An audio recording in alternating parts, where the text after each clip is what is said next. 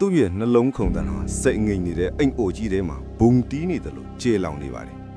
တကားတစ်ဖက်ချမ်းကနေပြန်ခောက်လိုက်တဲ့အတန်ကြောင့်သူခဏတာတုန်ခဲသွားပြီမယ်ကြောက်စိတ်ကိုစူးစမ်းလိုစိတ်နဲ့အစားထိုးလိုက်ပြီးတကားလက်ကွင်ကိုဖြည်းဖြည်းချင်းလိမ့်လိုက်ပါတယ်တကားပွင့်သွားတဲ့အခါအခန်းထဲမှာဘသူမှရှိမနေပါဘူးဒါပေမဲ့အခန်းလေကဂလထိုင်အဟောင်းတစ်လုံးဟာတဆုံတလော့လှုပ်ရှားသွားသလိုမျိုးတကြည့်ကြည့်နဲ့လှုပ်ခါနေစေပါအောင်သူကဓာတ်မီးနဲ့အခန်းအနံလိုက်ထိုးကြည့်လိုက်တဲ့အခါနေရန်ပေါ်မှာကတ်ထားတဲ့ဓာတ်ပုံဟောင်းတွေဟာပြုတ်ကျလူနီးပါစောင်းနေတာကိုတွေ့ရပါတယ်အခန်းတောင်မှာခေါင်းပြတ်နေဝက်ဝမ်းရုပ်အဟောင်းတရုပ်ရှိနေပါတယ်အဲ့ဒီအယုတ်ရဲ့မျက်လုံးတွေဟာမောင်မဲနေပြီးအောင်သူ့ကိုစိုက်ကြည့်နေတယ်လို့ခံစားရစေပါတယ်စပွဲပေါ်မှာလည်းဖုံတွေတက်နေတဲ့ diary စာအုပ်တစ်အုပ်ကိုတွေ့လိုက်ရပါတယ်စာမျက်နှာတွေကိုလန်ကြည့်လိုက်တဲ့အခါ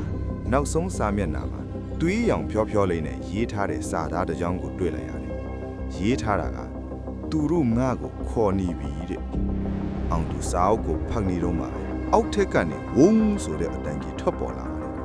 တယ်တယောက်ယောက်ကအင်ရှိတကားမိကြီးကိုအားပြင်းပြင်းနဲ့ပိတ်လိုက်တယ်လို့မျိုးပါအောင်သူအမြန်ပြေးဆင်းသွားပြီမယ်အင်ရှိတကားကအတွင်းကနေဂျက်ကနေပိတ်သွားပြီးဘလို့မှဖွင့်လို့မရတော့ပါဘူးအပြင်ဘက်မှာလဲမိုးတွေရုတ်တရက်သီးတန်စွာရွာချလာပြီးလက်စည်းတွေလက်လာပါတယ်လက်စည်းလက်လိုက်တဲ့ခဏချင်းမှာပဲအိတ်ခန်းထဲကမန်တင်ကုန်ကြီးထဲမှာအောင်သူ့ရဲ့အရေးအပြင်နောက်ထပ်လူရိတ်တစ်ခုကိုဖြက်ခနဲ့မြင်လိုက်ရပါတယ်အောင်သူနောက်ကိုလက်ကြည့်လိုက်တဲ့အခါဘသူမှရှိမနေပါဘူး